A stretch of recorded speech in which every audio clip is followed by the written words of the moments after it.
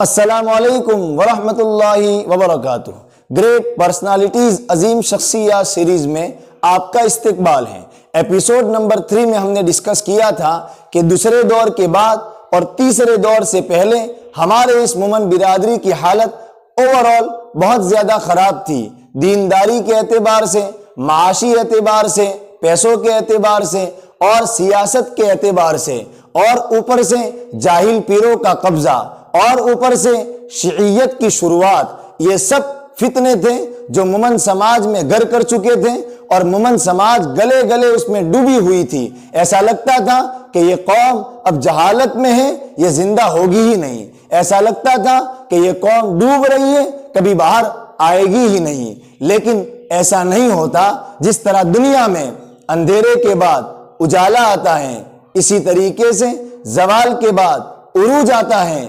اسی طریقے سے جب دین کی شعاعیں مدھم پڑ جاتی ہیں، ایمان اور اسلام کی شعاعیں مدھم پڑ جاتی ہیں، اور خرافات اور بدعات جنم لے لیتی ہیں، تو اللہ کسی دین کے سورج کو بھیجتے ہیں جو سورج کے مانند پگھلتا ہے، اوروں کو روشن کرتا ہے۔ اسی سورج اور اسی چراغ کا نام ہے جو ہمارے اس علاقے پالنپور کے لیے چمکا، اور ایسا چمکا کہ ہمارے علاقے کی ہر چیز کو چمکا دیا۔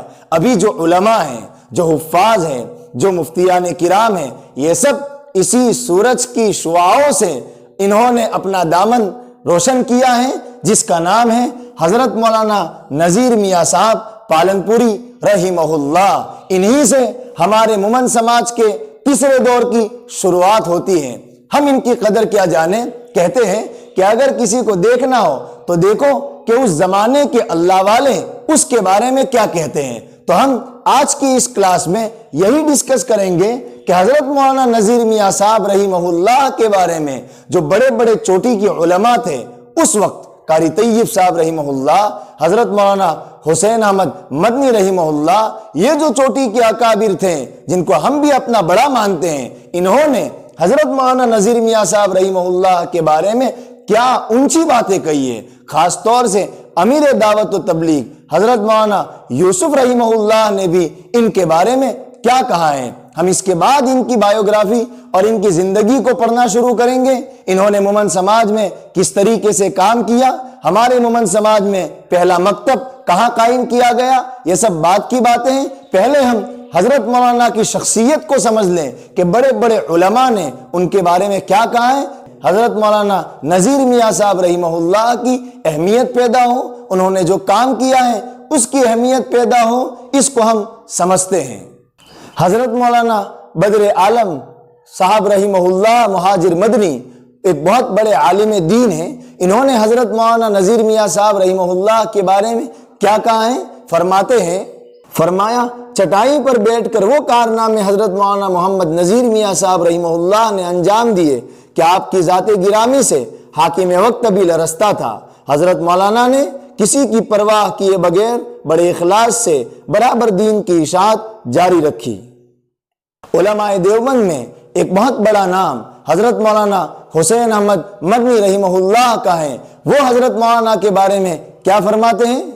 شیخ الاسلام حضرت مولانا سید حسین احمد مدنی رحمہ اللہ نے فرمایا تھا کہ ہم نے تو دین کا کام تنخواہ لے کر کیا، اگر دعا کرانی ہے تو حضرت مولانا محمد نذیر میاں صاحب رحمہ اللہ سے دعا کراؤ کہ پوری زندگی دین کے کاموں میں صرف کیے اور کوئی معاوضہ اور تنخواہ نہیں لی۔ حضرت مولانا محمد قاسم نانوتوی رحمہ اللہ بانی دارالعلوم دیوبند، ان کے خاندان کے ایک عظیم ترین فرد حضرت قاری محمد طیب صاحب رحمہ اللہ جو دارالعلوم کے محتمم رہ چکے ہیں، وہ حضرت مولانا کے بارے میں کیا فرماتے ہیں، حضرت مولانا محمد نذیر میاں صاحب رحمہ اللہ پالنپور میں موجود ہو اور میرا گزر پالنپور اسٹیشن سے ہو اور بغیر ملاقات کیے چلا جاؤں، یہ نہیں ہو سکتا، اور آپ جب کبھی پالنپور سے گزرتے تو حضرت مولانا کو برابر مطلع فرماتے کہ میں آپ کی ملاقات کے لیے فلاں تاریخ کو آ رہا ہوں۔ ایک مرتبہ آپ غالباً اپنے صاحبزادہ محترم مولوی اسلم صاحب کو ساتھ لائے تھے اور فرمایا کہ حضرت یہ میرا بچہ ہے، اس کو آپ کی خدمت میں لے کر حاضر ہوا ہوں، آپ اس کے حق میں دعا فرمائیں، خاص دعا کے لیے حاضر ہوا ہوں۔ حضرت مولانا محمد میاں صاحب فاروقی رحمہ اللہ ممبر جمعیت علماء ہند، وہ جب حضرت مولانا محمد نذیر میاں صاحب رحمہ اللہ کی خدمت میں حاضر ہوتے تو ان کا کیا حال تھا، ذرا ملاحظہ فرمائیے۔ حضرت مولانا محمد میاں صاحب فاروقی رحمہ اللہ ممبر جمعیت علماء ہند جب آپ کی خدمت میں حاضر ہوئے تو آپ کی ملاقات کر کے رو پڑے اور آنسو جاری ہو گئے اور فرمانے لگے، ہم تو ایسی بزرگ شخصیت سے بالکل ناواقف تھے، نام سنا تھا، لیکن اس قدر اوصاف کے آپ مالک ہیں یہ آپ کی ملاقات کے بعد ہی معلوم ہوا اور بہت متاثر ہوئے۔ حضرت جی مولانا یوسف صاحب رحمہ اللہ دعوت و تبلیغ کے حوالے سے ہم سب نے ان کا نام سنا ہے۔ جب چھاپی کا تبلیغی اجتماع ہوا اس وقت حضرت مولانا نذیر میاں صاحب رحمہ اللہ کی خدمت میں حاضر ہوئے اور فرمانے لگے، حضرت ہم کو کچھ نصیحت کر دیجئے، اور اخیر میں فرمایا، حضرت آپ دعا فرما دیجئے۔ یہ بات حضرت مولانا یوسف جی رحمہ اللہ کہتے ہیں جن کے نام سے ہم واقف ہیں۔ حضرت مولانا مرغوب احمد صاحب رحمہ اللہ جو بہت بڑے جید عالم دین ہیں، حضرت مولانا کے ہم سبق ہیں، وہ حضرت مولانا کے بارے میں کیا فرماتے ہیں؟ حضرت مولانا محمد نذیر میاں صاحب رحمہ اللہ کی ذات کو کوئی بھی سمجھ نہیں سکتا، انہوں نے اپنی ذات کو چھپایا اور پوشیدہ رکھا ہے، میں جانتا ہوں یہ کس مقام کے بزرگ ہیں، اور بڑی تعظیم فرمایا کرتے اور آپ کا بچا ہوا کھانا زبردستی آپ سے لے کر کھا لیتے اور فرماتے ایسے بزرگوں کا بچا ہوا کس کو نصیب ہوتا ہے، بہت احترام فرماتے، ساتھ ساتھ بہت بے تکلف بھی تھے۔